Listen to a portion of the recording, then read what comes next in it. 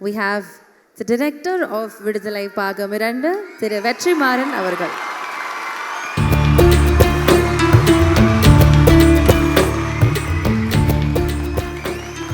எல்லாருக்கும் வணக்கம்.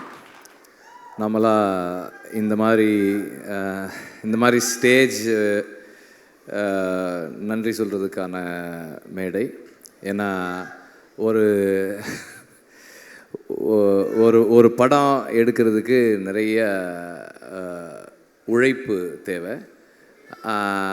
அந்த உழைப்பு ஒரு சிலருடைய விஷன் மேலே மற்ற எல்லாரும் பிளைண்டாக வைக்கிற ஃபெய்த்து, அது அந்த ஃபெய்த்து தான், அந்த உழைப்பு தான் அந்த படத்தை கம்ப்ளீட் பண்ணோம்.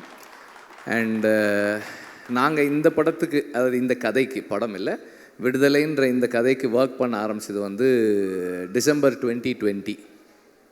ஸோ 4 years ஒரு ப்ராஜெக்டில் அப்ஸ் அண்ட் டவுன்ஸ் இருக்குது. இந்த படத்தில் நடிக்கும்போது கல்யாணம் பண்ணவங்க குழந்தை பிறந்து குழந்தைய ஸ்கூலுக்கெல்லாம் அனுப்பிட்டாங்க. அவ்வளோலாம் நடந்திருக்கு. அவ்வளோ காலம் நாங்கள் ஒர்க் பண்ணியிருக்கோம். அண்டு இவ்வளவு காலம் ஒரு கதை, ஒரு ஐடியாலஜி, அந்த ஐடியாலஜியை புரிஞ்சிக்க முயற்சி பண்ணுற ஒரு டீம், அந்த டீமோட பிளைண்ட் ஃபெய்த்தில் ட்ராவல் பண்ண ஒரு 400-450 பேர், ஸ்டார்டிங் ஃப்ரம் த ப்ரொடியூசர். எல்லாருமே இந்த ஜேர்னியை ரொம்ப முழுசாக மனப்பூர்வமாக ஒர்க் பண்ணது, ரொம்ப கமிட்மெண்ட்டோடு பண்ணது. லாஸ்ட் டைம் நான் லிஸ்ட்டு எழுதி எல்லார் பேரையும் படித்தேன். அப்போது கொஞ்சம் டைம் இருந்தது. இப்போ சுத்தமாக எனக்கு டைம் இல்லை. I'm very preoccupied with the final work. படம் முடிக்கிறதுக்கான முயற்சியில் இருக்கோம் நாங்கள். அதனால் ஐம் வெரி ப்ரீஆக்கியூபைட். பட் இருந்தாலும் as always I am very very grateful for the team. Cinema மாதிரியான ஒரு ஒர்க் கீழேருந்து மேலே வர்றது, ஒரு டைரக்டரோட விஷனுக்கு மேலேருந்து கீழே ஒர்க் பண்ணுறது, அது பார்க்குறதுக்கு அப்படி இருக்கும். ஆனால் ஒரு செட் அசிஸ்டண்ட்டு கரெக்டாக ஒர்க் பண்ணுறதும், ஒரு கார்பெண்டர்ஸ் கரெக்டாக ஒர்க் பண்ணுறதும், ஒரு ஹேர் ட்ரெஸ்ஸர் கரெக்டாக ஒர்க் பண்ணுறதும் தான் ஃபைனலாக அந்த டைரக்டரோட விஷனை கம்ப்ளீட் பண்ணும். ஸோ அப்படி எல்லாரும் ஒர்க் பண்ண ஒவ்வொருத்தருக்கும் நான் எப்போதும் போல் I am very very grateful. நன்றியெல்லாம் இல்லை, அதை தாண்டி ஐ எம் வெரி கிரேட்ஃபுல். ஏன்னா நானே பல இடங்களில் சொல்லியிருக்கேன், நான் சொல்லனாலும் கூட இருக்கவங்க சொல்லுவாங்க, என்னோடய அசிஸ்டன்ட் டைரக்டர்ஸ் மாதிரி, என்னோடய டீம் மாதிரி, அசிஸ்டன்ட் டைரக்டர்ஸ்னு இல்லை, என்னோடய அசிஸ்டன்ட் கேமராமேனாக இருக்கட்டும், ஆர்ட் டைரக்டருடைய அசிஸ்டன்ஸாக இருக்கட்டும், எங்கள் ஸ்பாட்டில் எல்லாருமே என்னோடய அசிஸ்டன்ஸாக தான் ஒர்க் பண்ணுவாங்க. இந்த மாதிரி ஒரு டீம் எங்கேயுமே பார்க்க முடியாது. ஏன்னா நார்மலாக அசிஸ்டன்ட் டைரக்டர்ஸ் எப்படி ஒர்க் பண்ணுவாங்கன்னா, ஒரு ஸ்கிரிப்ட் இருக்கும், இன்றைக்கி இந்தந்த சீன்லாம் எடுக்க போகிறோம் அப்படின்னு இருக்கும், அதுக்கு இந்தந்த ஆர்டிஸ்ட் வருவாங்க, இந்தந்த ப்ராப்ஸ் இருக்கும், இதெல்லாம் இருக்கும், அப்படி தான் ஒர்க் பண்ணுவாங்க. ஆனால் எங்கள் டீம் எப்படி ஒர்க் பண்ணோன்னா, ஓகே இன்றைக்கி இந்த ஆர்டிஸ்ட் வர சொல்கிறாரு, அப்போ இந்த சீன்லாம் இருக்கும், அப்படி இல்லைன்னா இந்த லொக்கேஷன் நம்ம போகிறோம், அப்போ அந்த சீன்லாம் இருக்குமோ, எந்தெந்த பீரியடெல்லாம் இருக்கும். இப்போ நான் திடீர்னு போயிட்டு அதுதான் அன்றைக்கே சொன்னனே, அந்த பீரியட் 70s வரணும் இது அப்படின்னா ரெடியாக இருக்குது, ரெடியாக இருக்கா, ஓகே அப்போ அது 60s அதுவும் ரெடியாக இருக்குது. இந்த மாதிரி அவங்களே பாதி கோ கிரியேட்டர்ஸாக இருந்தால் மட்டும்தான் இப்படியெல்லாம் ஒர்க் பண்ண முடியும். அண்ட் இந்த மாதிரி இந்த கண்டிஷன்ஸில் ஒர்க் பண்ணுறவங்க தே தெம்செல்ஸ் ஆர் டைரக்டர்ஸ். அவங்க இப்போ நம்மளை அசிஸ்ட் பண்ணுறாங்களே தவிர அவங்களே எல்லா டெசிஷன்ஸும், மோஸ்ட் ஆஃப் த டெசிஷன்ஸ் எடுத்து தான் பண்ணுறாங்க. இந்த மாதிரி ஒரு டீம் இல்லைன்னா என்னால் ஒரு டைரக்டர்னு பேர் வாங்கவே முடியாது. ஏன்னா ஐ எம் வெரி ஸ்கேட்டர்ட். இங்கே ஒன்று பண்ணுவேன், அங்கே ஒன்று பண்ணுவேன், இதெல்லாம் ஒன்றா கட்டி இழுக்கிறது என்னோடய டீம் தான். அவங்க தான் அதை ஒழுங்குபடுத்தி வைக்கிறாங்க. So I am really grateful to have a team like this. And இதனுடைய எக்ஸ்டென்ஷனாக தான் எனக்கு வேல்ராஜும் ஜாக்சனும் ராமரும் இருக்காங்க. இவங்களும் இப்போது நான் ஜாக்சன் கிட்ட ஜாக்சன் எனக்கு அந்த ஒரு 2 ஸ்ட்ரீட் வேணும், அந்த இது வேணும், ஏதாவது பண்ணிவிடுங்க, அவ்வளோதான் நான் சொல்லுவேன். அவர் ப்ரொடியூசர்கிட்ட பட்ஜெட் கேட்குறதுலேருந்து டைம் எடுத்துக்கிறதுல எல்லாம் அவர் பண்ணிவிடுவார். ஷூட்டிங் ஒரு 2 நாளைக்கு முன்னாடி செட்டு முடிஞ்சிருச்சா அப்படின்னு கேட்பேன். வந்து ஒரு தடவை பாருங்கன்னுவார்.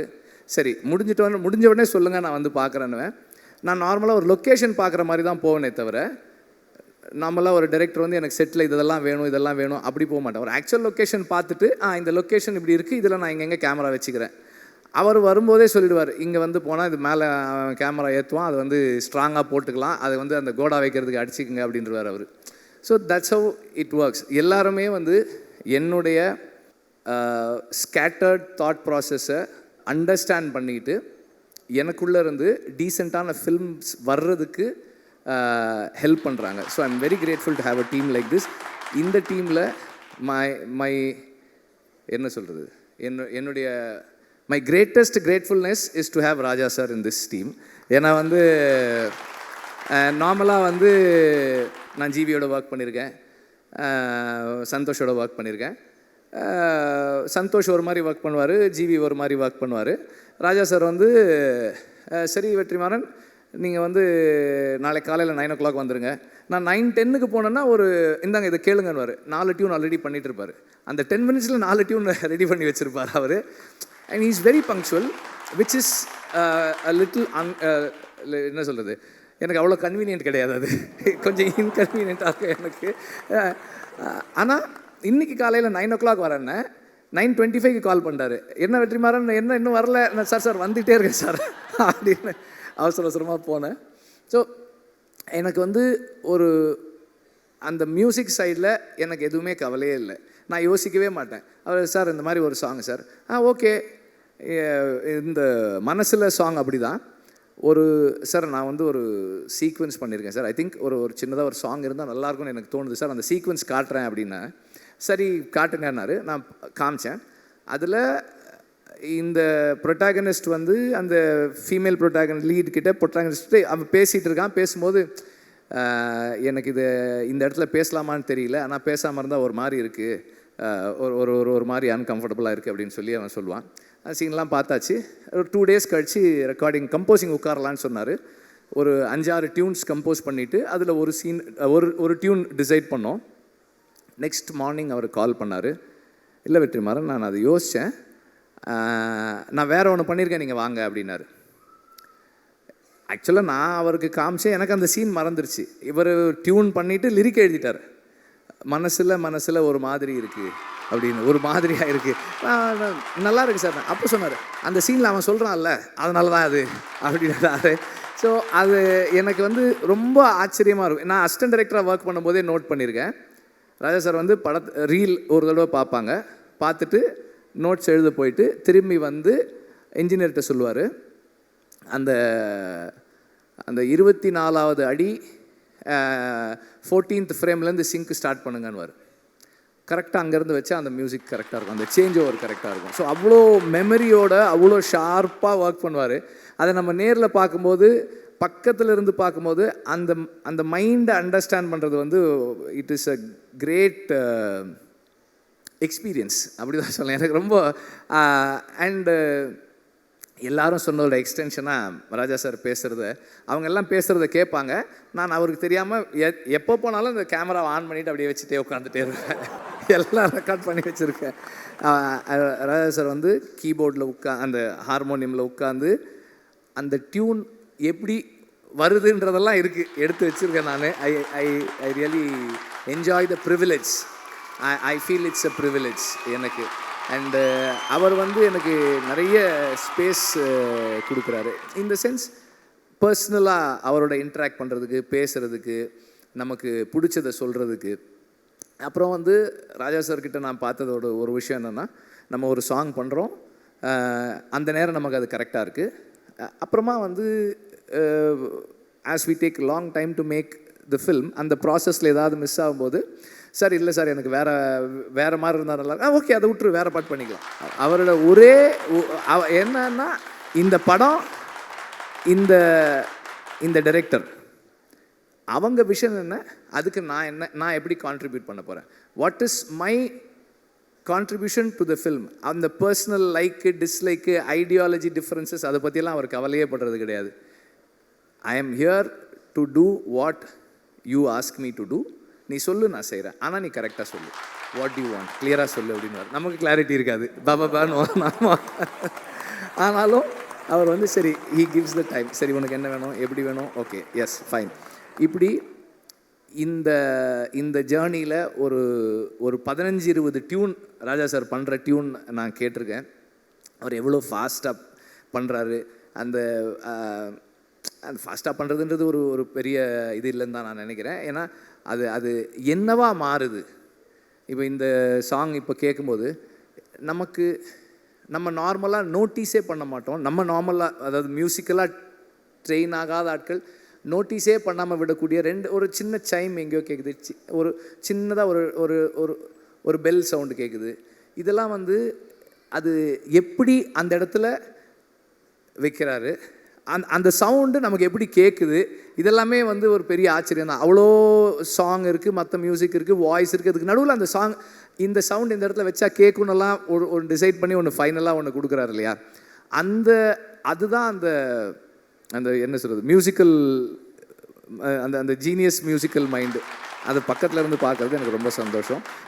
இந்த படத்தில் 4 சாங்ஸு, 4 விதமான சாங்ஸ்.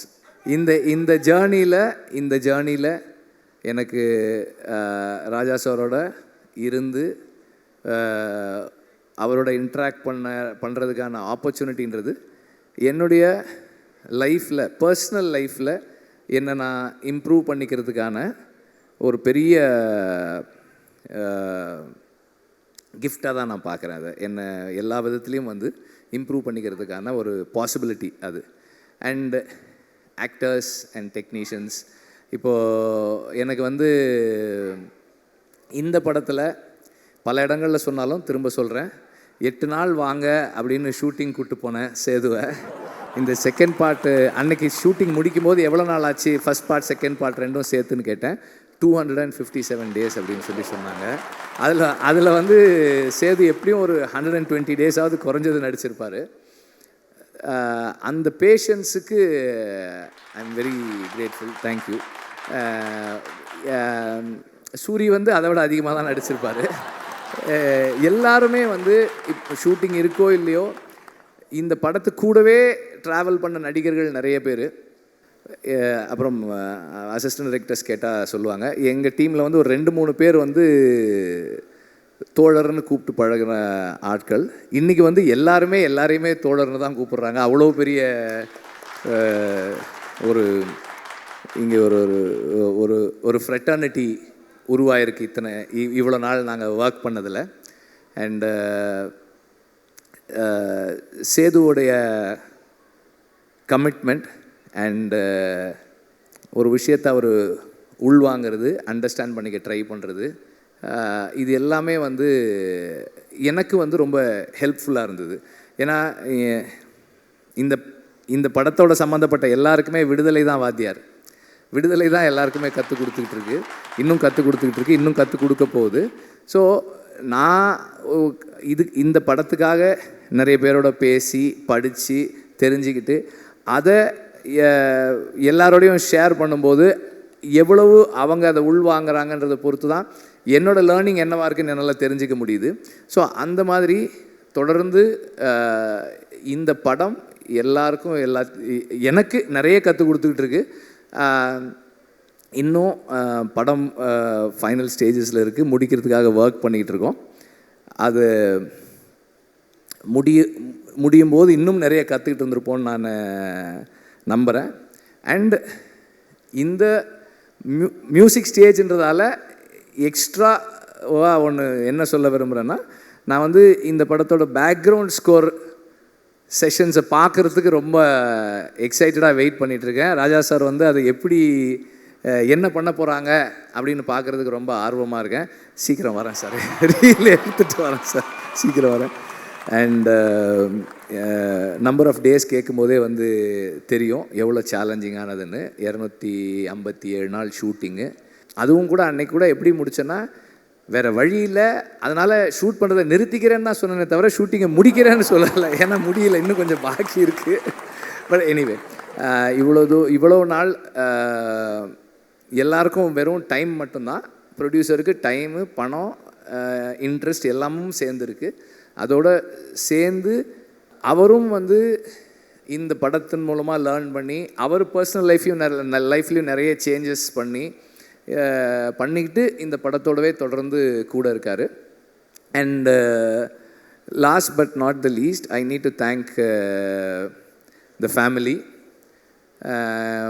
என்னோடய பசங்க பூந்தென்றல், கதிரவன் அண்ட் ஆர்த்தி, அப்புறம் அம்மா, அக்கா, அவங்க 2 பேர் இங்கே இருக்காங்க. அவங்களுக்கு அப்புறம் என்னுடைய all the friends, again my team, எல்லாருக்கும் என்னுடைய நன்றியை தெரிவிச்சுக்கிறேன். நீங்கள் எல்லாம் யாருமே பேசலை மஞ்சு வாரியரை பற்றி. அவங்க இல்லாததால் நம்ம யாரும் பேசவே இல்லை.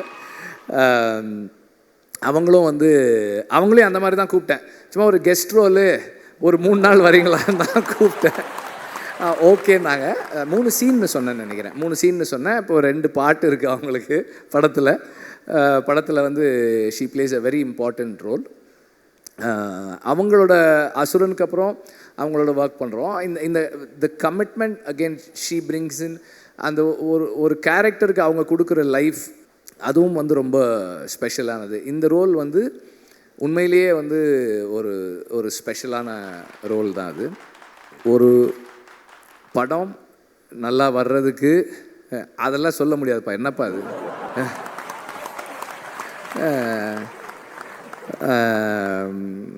அவர் என்னுடைய நண்பர். அவர் ஒரு கம்பெனி வச்சுருக்காரு. அது என்ன கம்பெனி அது? இந்தியன் ஏதோ சேஃப்டி கம்பெனி, ஒரு கம்பெனி, இந்தியன் சினிமா சேஃப்டி கம்பெனின்னு ஏதோ ஒரு கம்பெனி வச்சுருக்காரு அவர். எங்கள் படத்தில் வந்து இந்த காட்டில் ஷூட்டிங் பண்ணும்போதெல்லாம் அவங்க வந்து அந்த சேஃப்டிக்காக ஒர்க் பண்ணாங்க.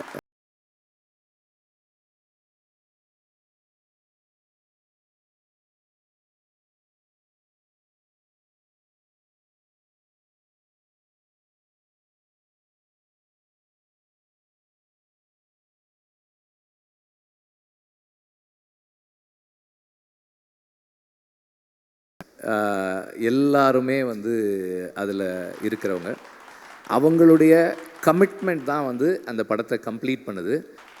தேங்க்யூ.